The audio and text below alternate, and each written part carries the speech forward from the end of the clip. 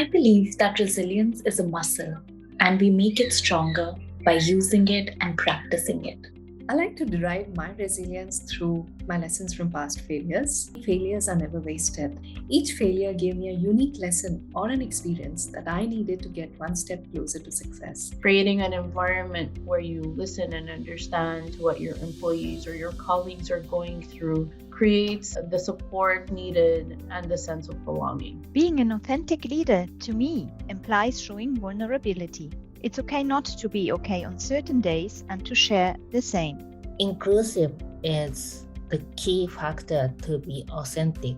It's very important that you have a very good network, and it's very important that you be humble to ask support and help when you need it. One of the most important pillars to me is my community, the mentorship relationships I've built with people where I feel comfortable not only going to them when I'm looking to grow my career, but also when I feel like I'm experiencing a challenge. I made the conscious decision to reduce the number of Zoom calls and structured calls that I have with my channel partners in consideration of the reality of Zoom fatigue.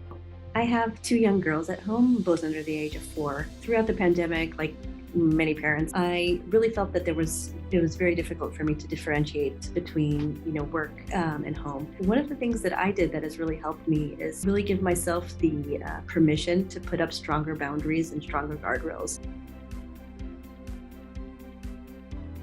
I was raised in the Middle East, a region that has a collective culture. We are raised with a strong sense of self, of family, and community. And I bring this into my authentic leadership.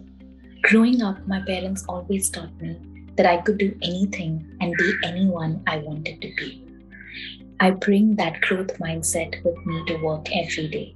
My father started to work when he was 13 years old. He finished his study at the university at the age of 44. I grew up with this kind of a resilient example that was very strong for me. I grew up in a place where community building was a significant part of our culture. At the end of the day, being there for each other, playing team, and creating that platform for everyone to feel included is quite important for me.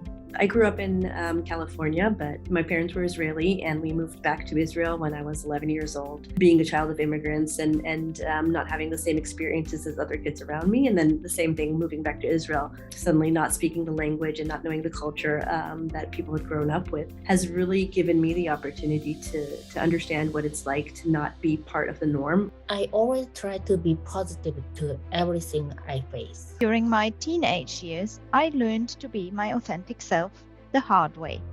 However, this experience made me stronger, and the importance of authenticity in all aspects of life has been a core value to me ever since. As an introvert, part of my identity is that I'm not necessarily the most energetic, outgoing person in the room, but I'm able to build those relationships by having the more meaningful conversations, by really getting to know someone on a deeper level. My core values and experience enhance my role as an authentic leader.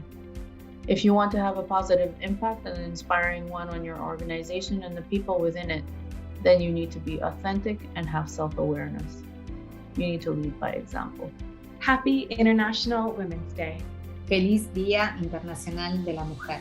יום האישה הבינלאומי שמח. 国際女性デーおめでとう。国际妇女节快乐。 هنيئا لنا بيوم المرأة العالمي. Alles Gute zum Weltfrauentag. अंतर्राष्ट्रीय महिला दिवस की शुभकामनाएं। Bonne journée internationale de la femme.